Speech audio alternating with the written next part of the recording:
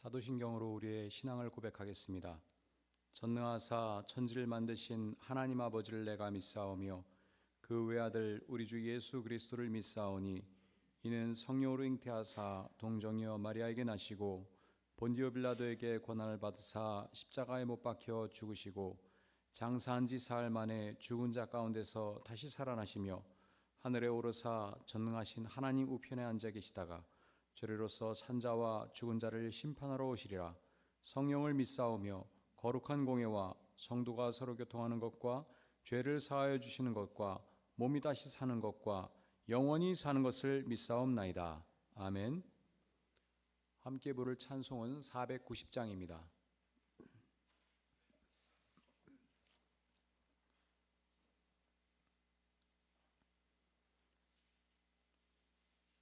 다 함께 490장 주여 지난밤 내 꿈에 함께 찬양 드리겠습니다.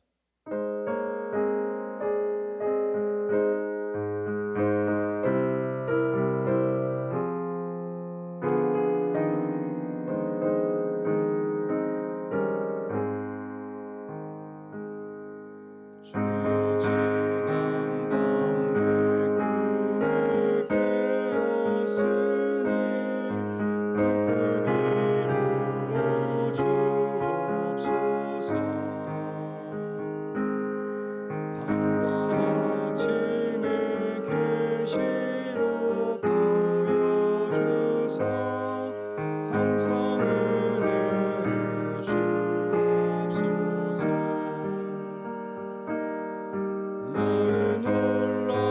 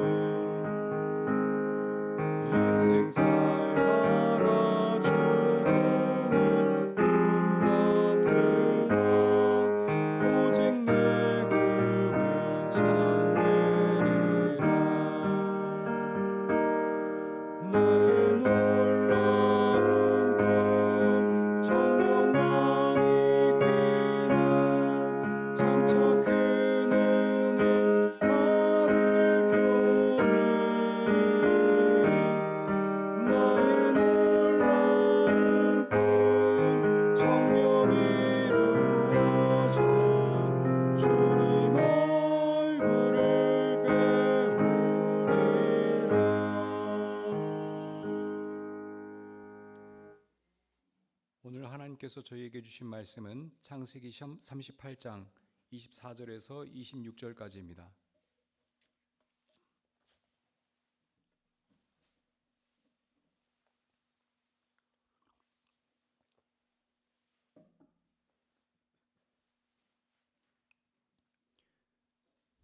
창세기 38장 24절로부터 26절까지의 말씀을 함께 읽겠습니다.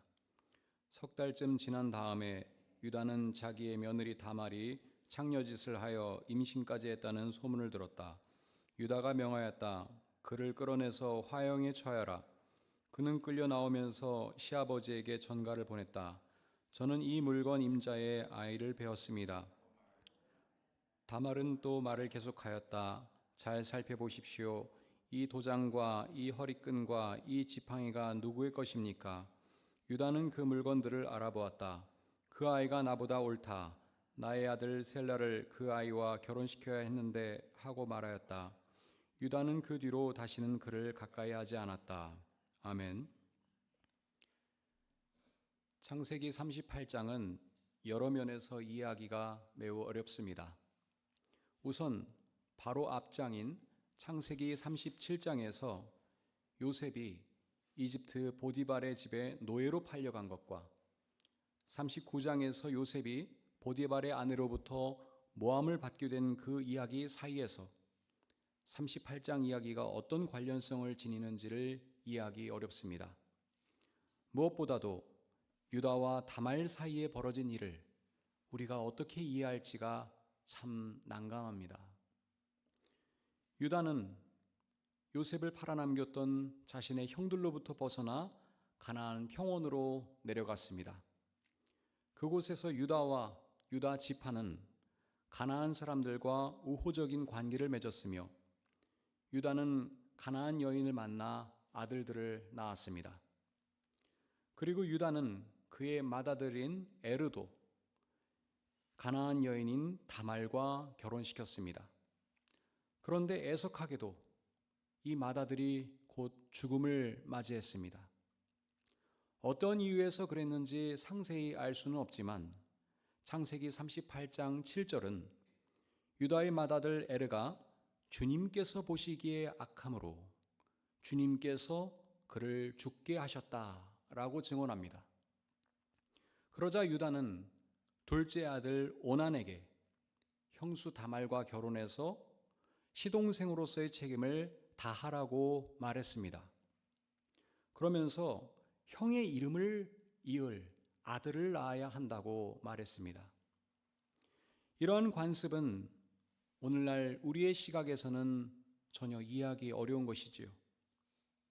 그러나 당시 고대 근동 지역에서는 과부가 가문의 대를 잇도록 하기 위하여 시동생이 형수와 결혼하게 하는 수혼법 혹은 형사 취수제라는 관습이 있었습니다. 이러한 관습은 가문의 혈통을 보존하고 경제적인 능력이 없던 과부의 생존권을 보존하기 위하여 마련된 사회적 안전장치였습니다. 이 관습은 이스라엘에서도 법으로 규정되어 신명기 25장 5절과 6절에 그 내용이 기록되어 있습니다. 그런데 유다의 둘째 아들 오난은 다말과 동침하면서도 자식을 낳으려 하지는 않았습니다. 아들을 낳아도 그가 자기 아들이 안 되는 것을 알고 있었기 때문입니다. 그런데 그가 그렇게 한 것은 주님께서 보시기에 악한 것이었습니다. 그래서 10절에 따르면 주님께서는 오난도 죽게 하셨습니다. 이제 유다는 그의 셋째 아들인 셀라를 다말과 혼인시켜야 하는 의무가 있었습니다. 그런데 유다는 그의 마지막 남은 아들 셀라마저도 다말로 인해 죽음을 맞이하게 될까 봐 두려웠습니다. 자신의 의무와 염려 사이에서 유다는 다말을 부당하게 대했습니다. 유다는 11절에서 다말에게 나의 아들 셀라가 다 클 때까지 너는 내 친정 아버지 집으로 돌아가서 과부로 살고 있으라고 말했습니다. 유다 자신은 이러한 조치를 궁극적인 해결책으로 간주하였으면서도 다말에게는 마치 임시적인 조처인 것처럼 말했던 것입니다. 그것은 사실 위선적인 불법 행위였습니다. 이러한 사실을 배경으로 12절부터 유다와 다말 사이에 발생한 사건이 해석되어야 합니다. 세월이 흘러 유다의 아내가 죽고 유다는 친구와 함께 자기 양들의 털을 깎으러 딥나로 갔습니다. 이 딥나는 다말의 친정집과 가까운 곳이었습니다. 다말은 유다가 그곳에 왔다는 그 말을 듣고 과부의 옷을 벗고 너울을 써서 얼굴을 가리고 딥나로 가는 길목에 앉아 있었습니다. 14절은 다말이 이렇게 행동한 이유를 이렇게 설명합니다. 그것은 막내 아들 셀라가 이미 다 컸는데도 유다가 자기와 셀라를 짝지어주지 않았기 때문이다. 즉, 다말은 유다가 자신을 영구적으로 쫓아냈다는 것을 파악한 것입니다. 길을 가던 유다가 다말을 보았지만 얼굴을 가리고 있었으므로 그를 알아보지 못했습니다. 그래서 유다는 그가 자기 며느리인 줄도 모르고 길가에 서 있던 그에게 다가갔습니다. 15절에는 유다가 다말이 창녀인 줄 알았다고 기록되어 있습니다. 그는 다말에게 새끼 염소 한 마리를 주겠다는 조건으로 자신의 욕망을 충족시켰습니다. 다말은 그 값을 치를 때까지 담보물로 유다의 도장과 허리끈 그리고 지팡이를 요구했습니다. 당시에 그것들은 신분증 같은 역할을 했습니다. 그러므로 다말이 요구한 담보물들은 유다의 신분을 확실히 증명하는 그런 것들이었습니다.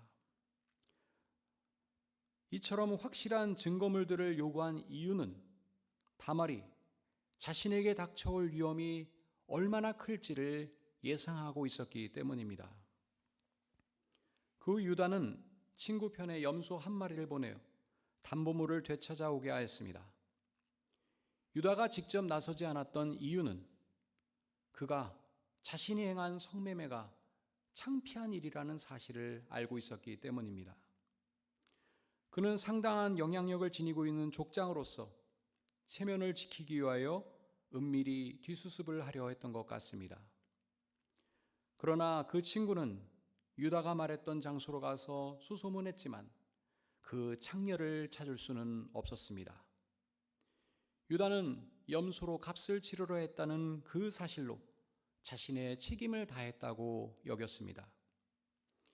이 일이 있은 후 석 달쯤 지난 다음에 유다는 자기의 며느리 다말이 창녀짓을 하여 임신까지 했다는 소문을 들었습니다. 경노한 유다는 다말을 화형에 처하라고 명했습니다. 오늘 우리가 함께 경청한 본문 말씀입니다. 본래 유다는 다말을 그의 집안에서 영원히 축출하였으며 그와 셋째 아들 사이의 결혼을 더 이상 고려하지 않았습니다. 그런데도 지금 유다는 갑자기 다말을 가족의 일원으로 간주하며 그를 엄벌에 처하려 합니다. 즉, 다말은 과부 취급을 받아서 이 일을 감행한 것인데 유다는 다말이 아들의 약혼녀로서 매음한 것으로 취급하여 그에 준하는 벌을 내리려는 것입니다. 당시 가부장제 사회에서 가장이었던 유다의 말은 가족들에 대하여 절대적인 힘을 지녔습니다. 반면 여성인 다말은 그 자신을 지킬 아무런 힘도 없었습니다. 당시에 간음죄를 저지른 사람은 돌로 쳐서 죽이게 되어 있었습니다. 그런데 지금 유다는 다말에게 그것보다도 훨씬 더 수위가 높은 형벌인 화형에 처하도록 명령한 것입니다. 이 절체절명의 순간에 다말은 끌려 나오면서 유다에게 이러한 전가를 보냈습니다. 저는 이 물건 임자의 아이를 베었습니다. 잘 살펴보십시오. 이 도장과 허리끈과 지팡이는 누구의 것입니까? 그 물건들을 알아본 유다가 이렇게 말하였습니다. 그 아이가 나보다 옳다. 나의 아들 셀라를 그 아이와 결혼시켜야 했는데. 유다는 그 뒤로 다시는 다말을 가까이 하지 않았습니다. 이는 유다가 다말을 이성으로 대한 것이 아니라 다시 며느리로 인정하고 존중하였다는 것입니다. 다말은 아들 쌍둥이를 낳았습니다.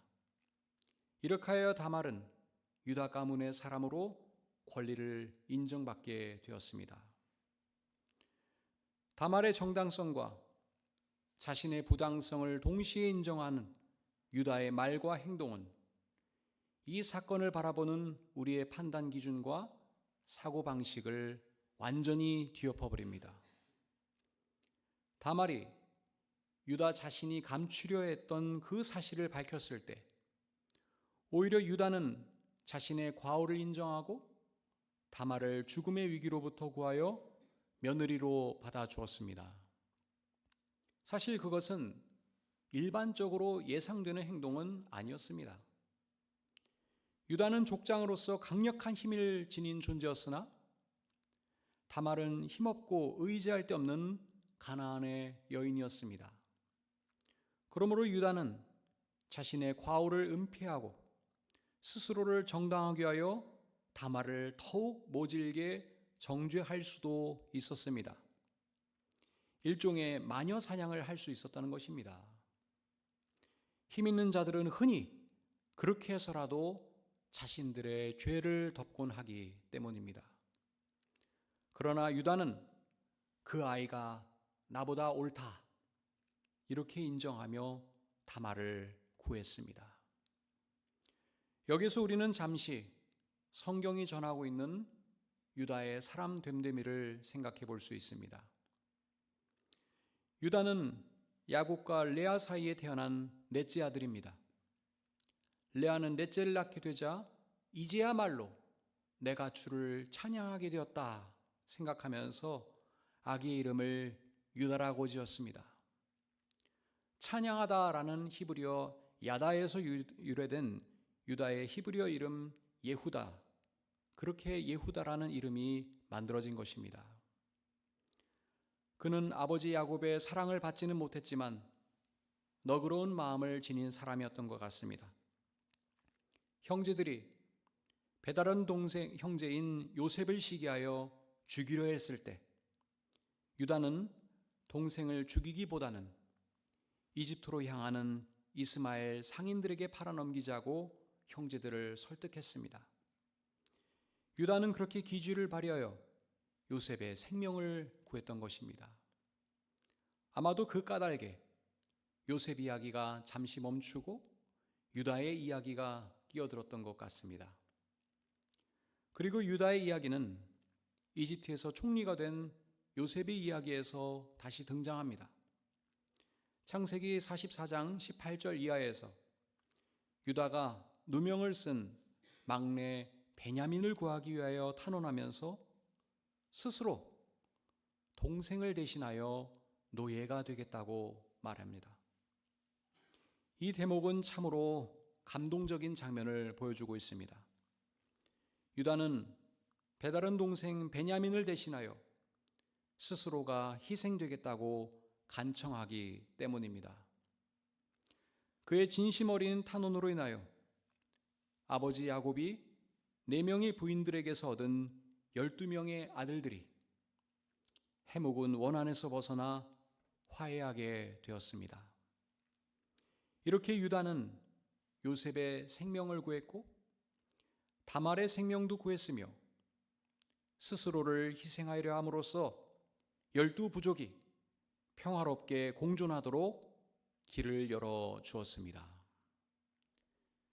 야곱은 죽음을 앞두고 유언하면서 유다에게는 다음과 같이 축복하였습니다. 49장 8절 이하입니다.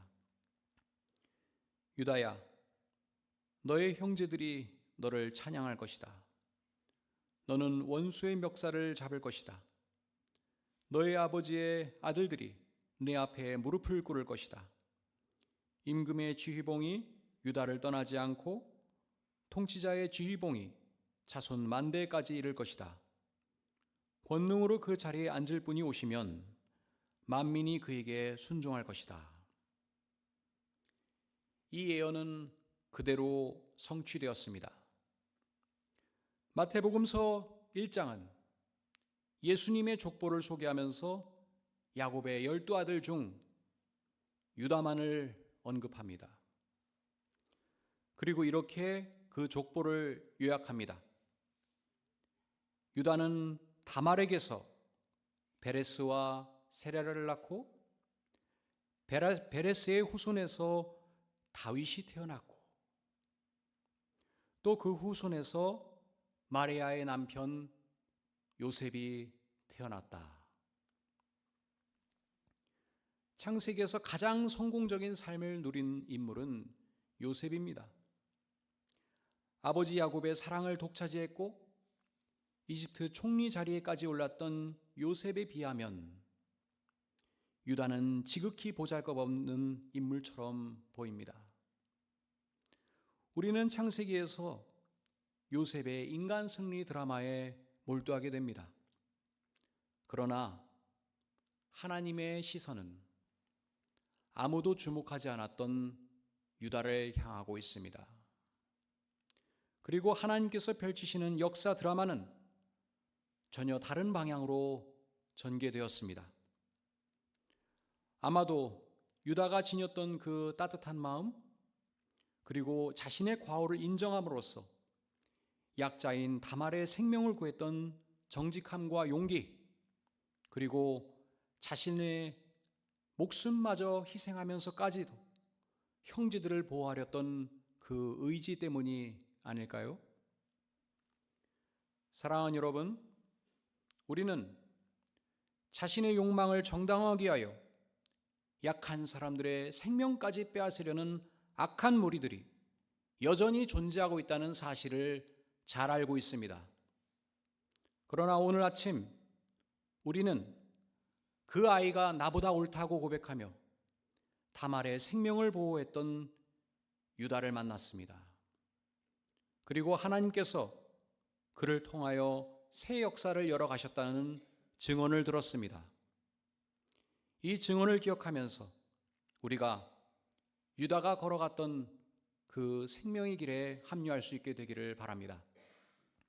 우리도 유다처럼 실수할 수 있습니다. 잘못할 수 있습니다. 그러나 그것을 인정하면서 하나님께서 열어가시는 이 새 역사에 우리가 정직하고 솔직한 모습으로 참여할 수 있게 되기를 간절히 소망합니다. 오늘 113 합심기도의 제목은 우리 교회의 관리위원회에서 교회 시설들을 유지 관리하는 시설관리팀을 위하여 기도해 주시기 바랍니다. 올해 교회 시설들이 안전하게 유지 관리되어서 안전사고가 발생하지 않도록 기도하여 주시기 바랍니다. 기도하겠습니다. 하나님, 절망적인 상황에서도 의미 있게 살아남기 위하여 몸부림쳤던 다말을 기억합니다. 그 아이가 나보다 옳다고 말한 유다의 정직함과 용기를 기억합니다. 그들을 통하여 구원의 역사를 열어가신 하나님의 은혜와 사랑에 감사드립니다. 오늘도 하나님께서 원하시는 신앙인의 길을 따라서 정직하고 성실하게 살아가게 하옵소서.